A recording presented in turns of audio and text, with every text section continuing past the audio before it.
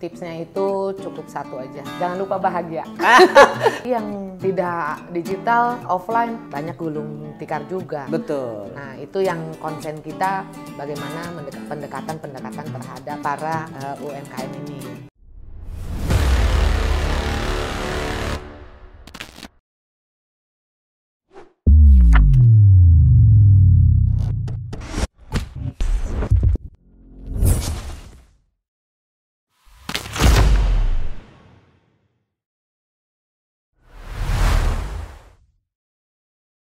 Assalamualaikum warahmatullahi wabarakatuh. Kembali lagi bersama saya Muhtar Wijaya dalam Mata Bisnis. Mata Bisnis adalah dialog ringan seputar ekonomi bisnis yang mantap, tajir, melintir untuk mengupas aneka tema aktual perspektif pelaku bisnis agar mengetahui jawaban tentang isu dan rumors sehingga kita melek informasi yang terpercaya, inspiratif dan renyah tentunya. Sahabat bisnis yang berbahagia, pada kesempatan ini kita kehadiran tamu yang sangat istimewa yaitu Ibu Lilis Komariah. Beliau sebagai CEO dari Limas Land Group. Selain itu beliau juga sebagai Ketua IWAPI Provinsi Banten. Ibu apa kabar? Baik. Dalam kondisi seperti ini apa kira-kira tips yang Ibu lakukan sehingga tetap segar bugar, terus aktivitas bisnisnya juga terus berjalan normal meskipun di tengah pandemi yang masih belum surut ya Bu? Kira-kira apa nih Bu tipsnya? Apa olahraga atau apa gitu? Alhamdulillah tipsnya itu cukup satu aja, jangan lupa bahagia. Betul, karena itu kuncinya ya Bu ya. Iya. Ya, jadi percuma juga kalau banyak dana, banyak duit, banyak harta kalau nggak bahagia. Iya. Jadi santai aja. Santai aja. Jadi dibawa santai Dibawa ya Bu santai, ya. nikmati Hidup gitu ya. Sekarang kondisinya memang lagi seperti ini. Betul. Kita bagaimana lagi kan gitu, tapi ya tetap kita harus bergerak. Baik. Harus yakin bahwa semua itu kan pasti akan berlalu. Bad day akan berlalu. Oke. Baik, Ibu bisa perkenalan dulu dengan sahabat bisnis kita di seluruh Nusantara nih Bu. Silakan. Ibu dari mana? Kemudian aktiviti bisnisnya apa saja? Silakan. Ya, selamat sore para pemirsa semua. Saya Lilis Komariah, kebetulan saya CEO dari Limas Land Group dan juga kebetulan saya aktif juga di DPP REI selaku Wasekjen Apartemen dan Kondotel. Kemudian saya juga sebagai Ketua Umum DPD IWAPI Banten. Jadi memang pada saat pandemik ini ya alhamdulillah kita jadi banyak melihat secara terbuka. Betul. Melihat ke bawah. Betul. Kondisi keadaan yang ada sekarang. Oke. Memang kondisi pandemi ini tidak bisa kita sikapi dengan diam ya Bu. Ya. Tetap beraktivitas. Tetap. Baik, Ibu bisa diceritakan kira-kira dalam kondisi pandemi seperti sekarang ini apa yang dilakukan oleh IWAPI, Ikatan Wanita Pengusaha Indonesia, terutama ya terkait dengan aktiviti bisnis di sektor UMKM. Nah, UMKM menjadi primadona saat ini karena memang itu menjadi fokus pemerintah untuk terus digalakan dan untuk disupport ya. Seperti apa yang dialami oleh IWAPI sendiri dan para pengusaha yang khususnya ada di Banten, Bu? IWAPI sendiri sebenarnya mempunyai UMKM binaan. Sebenarnya, jadi kelompok dari IWAPI itu mempunyai UMKM binaan, di mana sebenarnya adalah sangat terlihat jelas bahwa kondisi sekarang adalah marketing digital yang harus digalakan. UMKM kita kan sangat kurang ya. Nah, pendampingan digitalisasi itulah yang kita harus nggak bosan-bosan. Seperti kalau kita mau mengadakan webinar aja sebenarnya UMKM kan susah, Pak. Betul. Gitu ya. Kan? Di samping memang belum terbiasa, fasilitasnya juga masih kurang. Ya, gitu. Jadi digitalisasi ini memang satu ada sisi positif. Ya kenyataannya teman-teman yang ibaratnya sekarang berkecimpung dengan jualan online malah dia survive ya, omset tambah besar kan kayak seperti itu. Tapi yang tidak digital, offline banyak gulung tikar juga. Betul. Nah itu yang konsen kita bagaimana pendekatan terhadap para UMKM ini. Gitu. Jadi IWAPI aktif melakukan pelatihan-pelatihan terhadap UMKM untuk supaya aware terhadap teknologi, begitu ya Bu? Ya, untuk saat ini yang kita lakukan memang ada dari webinar-webinar gitu ya. Kalau offline langsung tuh hanya beberapa kita batasi. Karena kebetulan di Banten ini saya kan membawahi dari DPC 8 DPC kabupaten dan kota. Baik. Gitu. Jadi di sana ada ketua-ketua DPC-nya yang mereka juga terus kita bahu-membahu. Jadi sinergi antara pusat sampai ke bawah, kita lini bawah, bagaimana untuk mengangkat para UMKM kita. Baik.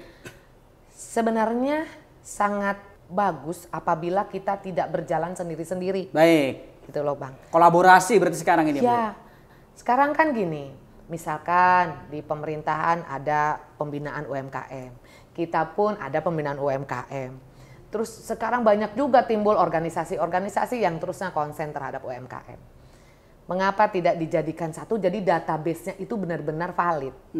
Kan sebenarnya itu ya, satu. Kemudian kedua, UMKM ini kita pisahkan terdiri dari apakah itu misalnya dia selaku pelaku kuliner ya, usaha kuliner atau merchandise atau apa, kita pilah-pilah.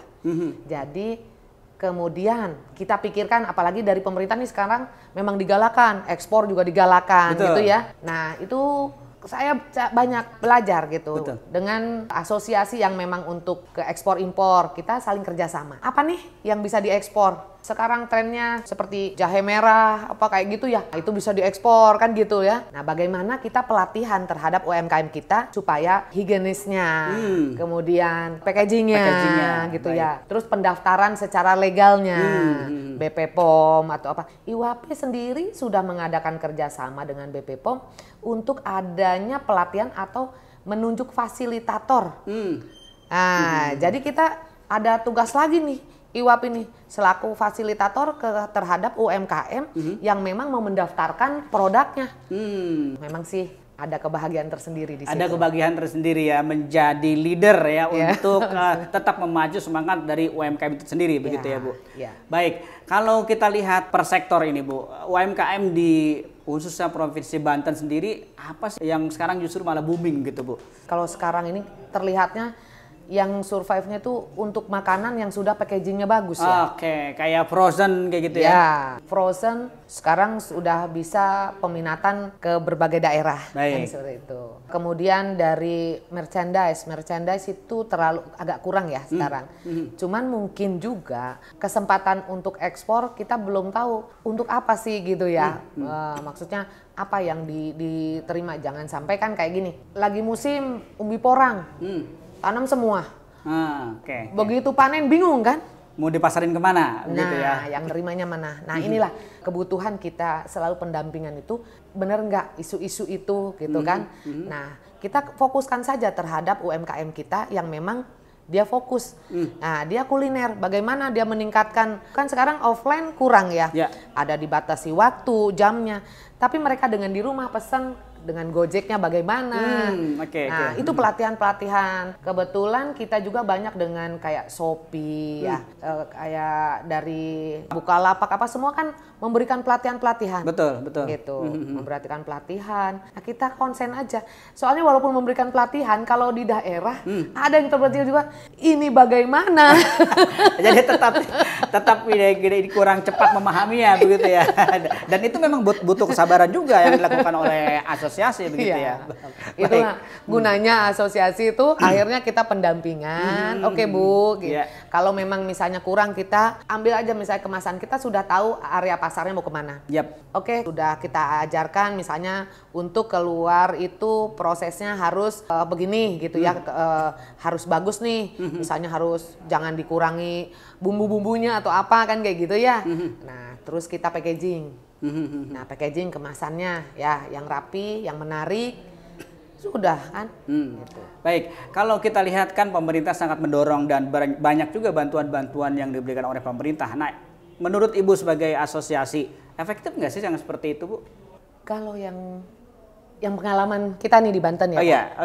Sebenarnya banyak bantuan misalnya pendampingan dari perusahaan-perusahaan gitu. Tapi kalau misalnya melibatkan asosiasi, paling tidak misalnya dari perbankan, kita ada MOU dengan asosiasi, kemudian kita serahkan ke siapa, itu ada tanggung jawabnya kan, tripartitnya enak, lebih jelas Jadi kita juga memilah karena ya di Banten ini kita anggota IWAPI sendiri ada kurang lebih 500 anggota, belum dengan UMKM binaannya kan seperti itu. Jadi memang kita kan nggak tahu nih Pak, gini, di pemerintahan juga terdaftar, di sini terdaftar, di sana terdaftar, akhirnya untung pemerintah juga cukup wise ya, dilihat dari KTP sekarang ya. Tapi maksudnya lebih diperdalam dengan misalnya ini potensi untuk ekspor sangat bagus.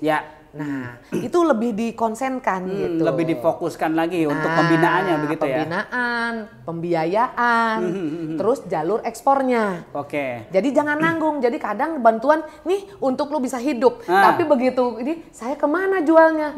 Nah itu kan. Jadi ketika udah pegang dana justru malah kebingungan mau diapakan dana ini. Gitu. Akhirnya tidak bisa untuk berputar, habis oleh kebutuhan sehari-hari. Itu yang terjadi ya ternyata.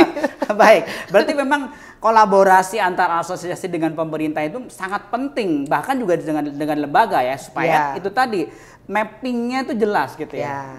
Jadi kalau kita mau buat toko online, nah toko online ini misalkan kita ditenggarai oleh pemerintah daerah, itu ada mengacu asosiasinya siapa aja di data nih, nah, punya UMKM, jadi nggak ada tumpang tindih. Nah, jadi benar-benar laporan cross check ya, benar-benar cross check. Jadi yang terjadi selama ini dalam tanda petik mungkin masih banyak yang begitu ya, tumpang tindih ya antara data A, data B, kadang nggak sinkron gitu.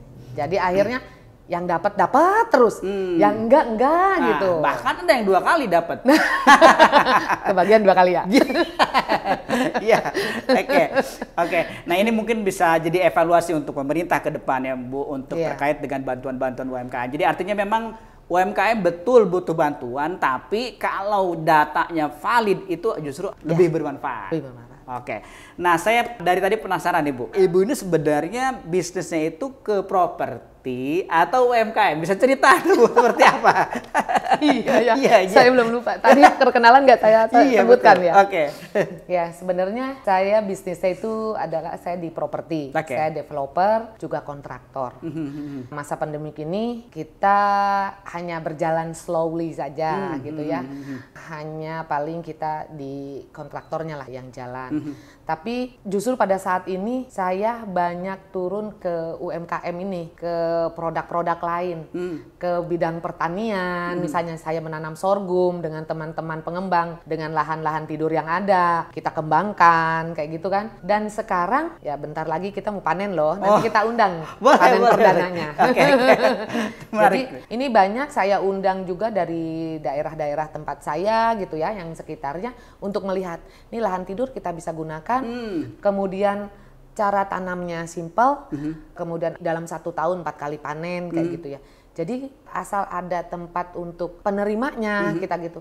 Nah ini kenapa tidak gitu. Dan saya lakukan itu bersama teman-teman juga. Itu udah dilakukan di berapa daerah tuh Ibu lakukan itu Bu, yang penanaman sorghum? Sorghum kebetulan yang saya tanam itu jenis ksatria, jadi untuk pakan ternak. Pakan ternak gitu ya. Ya di wilayah Tangerang dan wilayah Cianjur ya. Cianjur ya. Dan itu pasarnya sudah jelas Bu ya? Sudah. Oh, tadi memang sekarang tinggal bagaimana meningkatkan produksinya nih betul Bu ya? Ya, sebenarnya ini kan kita mempekerjakan juga masyarakat setempat. Jadi bagaimana kita berpikir sekarang terus bergerak, supaya bisa keluar dari himpitan-himpitan kondisi keadaan ya. Ya jadi jangan ditangisi, dikeluhkan. Ya udah, jalan aja gitu ya. Dan harus yakin bahwa setiap kesulitan pasti akan ada kemudahan. Luar biasa. Bu, sangat menarik sekali bahasan kita pada sore hari ini, luar biasa. Ini sangat jarang sekali ya. Jadi kalau boleh dibilang Ibu ini adalah multi talent. Bisnisnya dari sektor A sampai sektor Z dilakukan. Tapi itu bukan sekedar sampingan ya Bu, semua digarap serius. Gitu ya. Mudah-mudahan bisnis yang dijalankan oleh Ibu tetap sukses. Mudah-mudahan perbincangan kita di kesempatan kali ini bermanfaat untuk sahabat bisnis kalian. Dan sahabat bisnis kalian, demikian perbincangan kita dengan Ibu Lilis Komariah. Beliau sebagai Ketua DPD IWAPI Provinsi Banten dan juga sebagai CEO dari Limas Land Group. Dari saya cukup sekian, pamit undur diri dan jangan lupa like, comment, share, and subscribe. Wassalamualaikum warahmatullahi wabarakatuh. Waalaikumsalam warahmatullahi wabarakatuh. Terima kasih banyak Ibu.